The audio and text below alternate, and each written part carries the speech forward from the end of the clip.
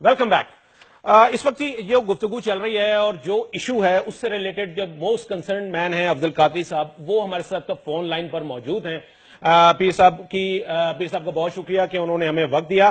پیر صاحب، یہ supreme court میں کیس ہے، 2 رکنی بینچ نے آج سنا، اور انہوں نے جو رپورٹ مانگی تھی خفیہ ادارے ہمارے ISI سے، وہ رپورٹ آ گئی ہے جس میں یہ کہا گیا ہے کہ آپ کے جو ذرائع آمدن تھے یا اس دھرنے کے لیے جتنی بھی سپانسرنگ ہوئی تھی وہ نظر نہیں آئی، اس کے کوئی ثبوت مل نہیں سکے، اور آپ نے چندہ لے کے یہ موومنٹ چلائی تھی. اس قسم کی کوئی باتیں ہیں، تو آپ کا سر اس میں کیا موقف ہے پیر صاحب؟ سب سے پہلی اور بنیادی بات تو یہ ہے کہ یہ سب جھوٹے کیس حکومت نے بنائے تھے، وزارت داخلہ نے. اس میں عوام میں سے کوئی مدعی نہیں ہے. ٹھیک ہے.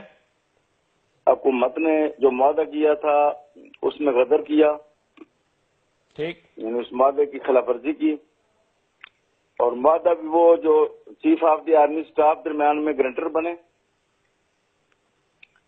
اور اس وقت پورا ملک جام ہو چکا تھا. اس وقت حکومت نے وہی کام کیا جو اہل کوفہ نے حضرت امام حسین کے ساتھ کیا. ہمارے ساتھ انہوں نے معاہدہ کیا کہ 3 دن میں سارے کیس ختم ہو جائیں گے. جی، وہی کیس حکومت لے کر گئی ہے کورٹوں میں. کورٹوں کی بات تو بعد میں ہوگی، پہلے تو حکومت کی بات کرتے ہیں جو کیس لے کر گئی ہے. جی بالکل. حکومت نے امانت و دیانت کی خلاف ورزی کی ہے، جنازہ نکالا ہے. حدیث پاک میں ہے کہ منافق کی 3 علامتیں ہیں، دوسری میں 4 بیان کی گئی، جس میں اذا تو مینا خانہ، جب وہ خیانت کرتا ہے، اذا وعدہ غدر، جب وعدہ کرتا ہے تو وعدے کو توڑتا ہے. اب میں تو یہ کہتا ہوں کہ یہ لوگ نہ صادق رہے نہ امین رہے، وزیر اعظم بھی اور وزیر داخلہ بھی اور پوری حکومت بھی، جنہوں نے اس معاہدے کو توڑا. اور یہ جھوٹے کیس جو بنائے ہوئے تھے، کوئی گلی سے گزر رہا ہے تو کیس بن گیا، کوئی جا رہا ہے تو کیس بن گیا، کوئی کھانا کھانے کے لیے جا رہا ہے تو کیس بن گیا، نماز پڑھنے کے لیے جا رہا ہے تو اس پر دہشت گردی کا کیس بن گیا. اچھا سر، اس میں اگر باقی دوسری بات جو ہے، جو آپ نے چندے کی بات کی ہے، جی، ہم نے آج تک کسی جلسے میں چندہ نہیں مانگا. البتہ لوگ خود خدمت کرتے ہیں. ٹھیک ہے. حضور نبی کریم کی بھی کرتے تھے، اولیاء کرام بزرگان دین کی بھی لوگ خدمت کرتے رہے. بالکل ٹھیک ہے. لبیک کے قائدین کی بھی لوگ خدمت کرتے ہیں. اور میں خود ذاتی طور پر میں آپ کو بتا رہا ہوں کہ میری اتنی خدمت ہوتی ہے کہ میں اپنے خرچے نکال کر میں کم از کم 30-35 لاکھ روپے میں عطیہ دیتا ہوں اداروں کو ہر سال. ٹھیک. تو شیخ الحدیث علامہ خادم حسین کے بارے میں بھی جو کسی نے رپورٹ دی کرپٹ ہے، وہ تو بیچارے اجرے میں رہتے ہیں. ان لوگوں کو وہ لوگ نہیں نظر آئے جن کے برطانیہ میں محلات ہیں، دبئی میں محلات ہیں، اسلام آباد میں 300 کنال کا محلہ ہے، اور لاہور میں 400 کنال کا محلہ ہے. ٹھیک ہے. اچھا پیر صاحب، اگر مجھے اجازت دیں، کے محلات نہیں لوگوں کو نظر آتے. اچھا پیر صاحب، آپ نے کہا کہ جو معاہدہ ہوا ہے وہ کرپٹ ہے، ان کو وہ کرپٹ نظر آتے ہیں، اجروں میں رہنے والے. جی پیر صاحب، یہ جو معاہدے والی آپ نے بات کی، اس میں آپ نے کہا کہ جی چونکہ حکومت اور جتنے بھی یہ تھے فیسیلیٹیٹر یہ معاہدے سے پیچھے ہٹ گئے تو اب یہ صادق اور امین نہیں رہے. تو اس میں جو گارنٹر ہیں آپ نے کہا کہ جی پاک فوج جو تھی وہ گارنٹر تھی، چیف آف آرمی سٹاف اس میں گارنٹر تھے، تو کیا ان کے اوپر بھی آئے گا؟ گارنٹر بھی قصوروار ہیں، کیونکہ وہ کیوں گارنٹر بنے؟ ان کو کس نے کہا تھا کہ وہ گارنٹر بنے؟ ٹھیک. جب پورا ملک جام ہو چکا تھا تو وہ کیوں گارنٹر بنے؟ اگر وہ گارنٹی پوری نہیں کر سکتے تھے تو وہ کیوں گارنٹر بنے؟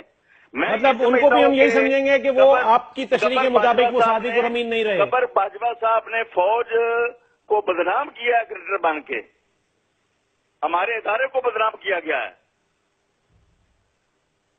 کیوں گارنٹر بنے؟ ان کو کس نے کہا تھا گارنٹر بنے؟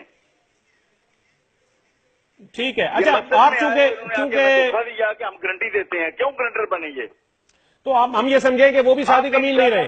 قیامت کرو اللہ بھی ان سے پوچھے گا، گارنٹروں سے بھی، حکومت سے، اور قوم بھی پوچھے گی، اور تاریخ بھی ان کو معاف نہیں کرے گی. بالکل ٹھیک ہے. اچھا پیر صاحب، ایک چیز اور ہے، یہ جو آپ نے تو یہ کہا کہ یہ سارا جھوٹا مقدمہ لے کے جو ہے نا اپنا ہی کیا ہوا معاہدہ انہوں نے اس سے ریورس کر دیا اور عدالتوں میں لے گئے کیس. اسی عدالت نے اصلاحات دہشت گردی کی عدالت نے آپ کے اور خادم صاحب کے شیخ الحدیث جو ہیں ان کے وارنٹ جاری کیے ہیں کہ جی ان کو گرفتار کیا جائے. تو آپ یہ اس کو فیس کریں گے ان مقدمات کو عدالتوں میں؟ کوئی قصوروار ہے نہ ہم نے کوئی جرم کیا ہے, جھوٹے کیس ہیں, اور ہم یہ سمجھتے ہیں کہ یہ سب ڈرامے ہیں اور حکومت نے یہ سارا کام کیا ہے, حکومت ہی اس کی ذمہ دار ہے.